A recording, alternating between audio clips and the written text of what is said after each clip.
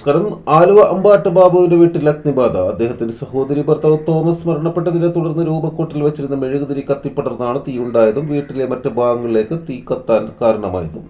ഉടൻ ഫയർഫോഴ്സ് എത്തി തീ അണച്ചു. ഈ സമയം വീട്ടുകാർ വാതിലടച്ച് പള്ളിയിൽ സംസ്കാര നടപടിക്ക് പോയതിനാൽ വീട്ടിൽ ആരും തന്നെ ഉണ്ടായിരുന്നില്ല. വീടിന്റെ ഡൈനിങ് ടേബിൾ, രൂപക്കൂട്, മറ്റ് സോഫ സെറ്റ് എന്നിവ കത്തി നശിച്ചു. ഇതോടെ നഗരത്തിൽ 1 മണിക്കൂറോളം ഗതാഗതം സ്തംഭിച്ചു. നേതാക്കളായ M O John, Latheef Poozhithura, മറ്റ് കൗൺസിലർമാർ, പോലീസ് തുടങ്ങിയവർ സ്ഥലം സന്ദർശിച്ചു. വിശദീകരണവുമായി തൊട്ടടുത്ത വ്യാപാരി ജോർജ് ചേരുന്നു.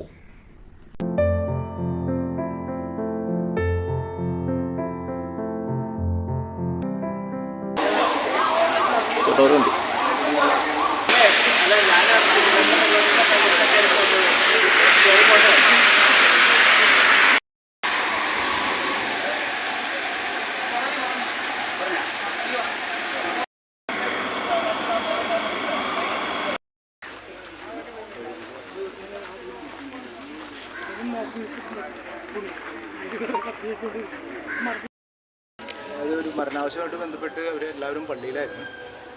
പള്ളിയിൽ എല്ലാവരും സംസ്കാര ശുശ്രൂഷയ്ക്ക് പോയേക്കുന്ന സമയത്താണ് വീടൊക്കെ അടച്ചെല്ലാം ക്ലോസ് ചെയ്തേക്കായിരുന്നു. അപ്പോൾ അതിൽ ഈ രൂപത്തിൻ്റെ അടുത്ത് മെഴുകുതിരി കത്തിച്ച് വെച്ചിട്ടുണ്ട്. ആ മെഴുകുതിരി എന്നുള്ള മെഴുകുതിരി കത്തി തീർന്നിട്ട് ആ തുണിക്ക് തീ പിടിച്ച്, അത് കഴിഞ്ഞാൽ രൂപക്കൂടിന് തീ പിടിച്ച്.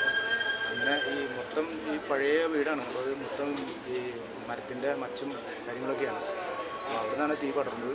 അവിടെ മാത്രമാണ് കത്തിയുള്ളൂ. പക്ഷേ പുക ഭയങ്കര, ഈ മരം ആയതുകൊണ്ട് തന്നെ ഭയങ്കര പുകയായിരുന്നു. പുകയുടെ മുറികൊണ്ടാണ് എല്ലാ മുറികളും ക്ലോസ് ആയിരുന്നു. ഇൻവെർട്ടറിനോ അല്ലെങ്കിൽ മറ്റുള്ള അതിൻ്റെ ബാറ്ററി കാര്യങ്ങളൊക്കെ ഉണ്ടായിരുന്നു. അവിടെ ഒന്നും തീ വന്നില്ല. ഒരു ഭാഗ്യം കൊണ്ട് വേറെ ഇതൊന്നും ഉണ്ടായില്ല. മൊത്തത്തിൽ ഭയങ്കര തീയായിരുന്നു.